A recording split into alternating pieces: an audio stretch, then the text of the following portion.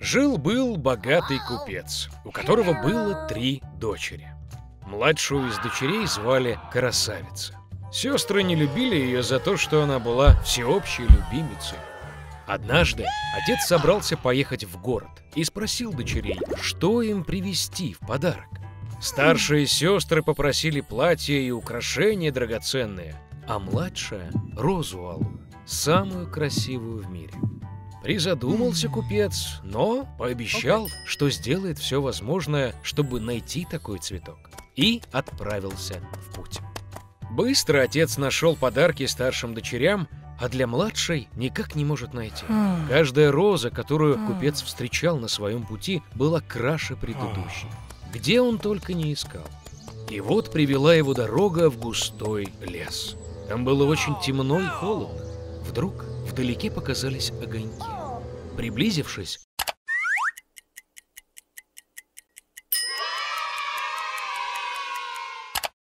купец увидел огромный старинный замок, весь в золоте и бриллиантах.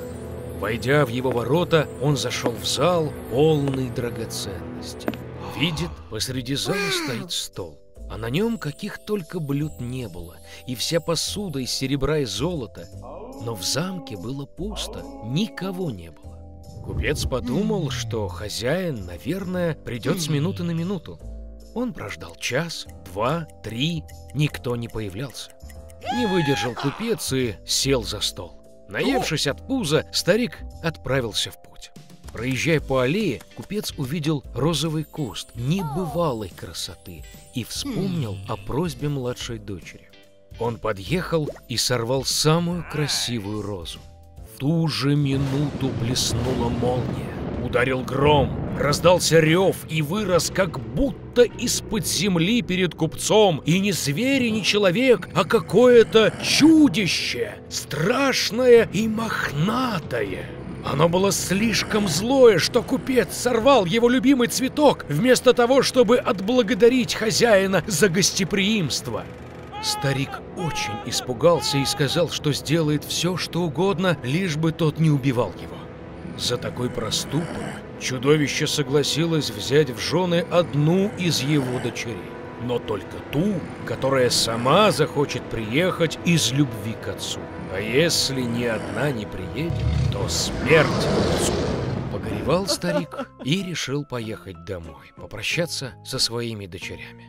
Не хотел он ни одну из них отдавать за лютого зверя. Сел на коня и отправился домой. Встретив детей, он отдал всем подарки и рассказал про свои приключения. Старшие сестры накинулись на младшую, мол, это она во всем виновата. Заказала паршивый цветок, за который отец теперь должен расплачиваться жизнью. На что красавица ответила, что с радостью поедет к зверю вместо отца. И вот на следующий день красавица отправилась в путь. Лошадь быстро сама нашла обратный путь к замку. Войдя в зал, она обнаружила стол с изысканными винами и кушаньями. Красавица подумала, что чудовище хочет съесть ее, поэтому и откармливает. Как только она пообедала, раздался рев. И появилось, как будто из-под земли, чудище страшное и мохнатое. И сказала чудище красавице, что раз она сама сюда пришла по своей воле, значит, доброе у нее сердце. И поэтому монстр будет так же добр к ней.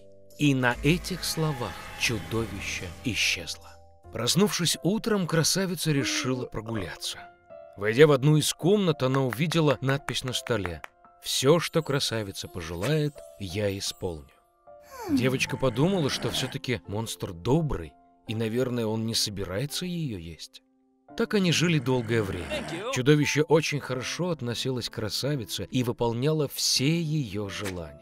Однажды девочке приснилось, что ее отец болен. Ей очень захотелось навестить его. Красавица слезно попросила чудовище отпустить ее и пообещала, что обязательно вернется обратно. Монстр ответил, что она свободна и может вернуться, когда захочет.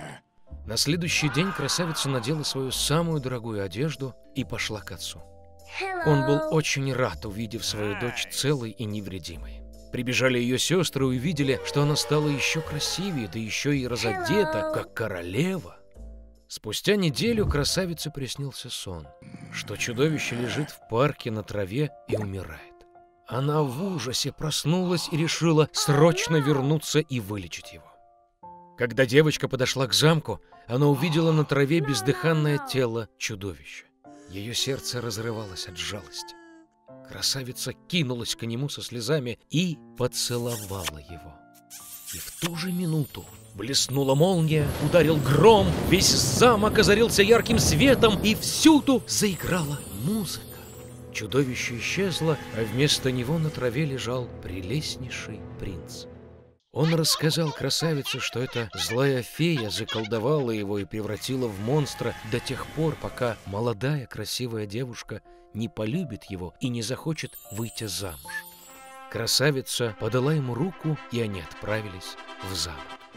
На следующий день красавица с принцем обвенчались и зажили долго и счастливо. Вот так доброе сердце может разрушить злые чары.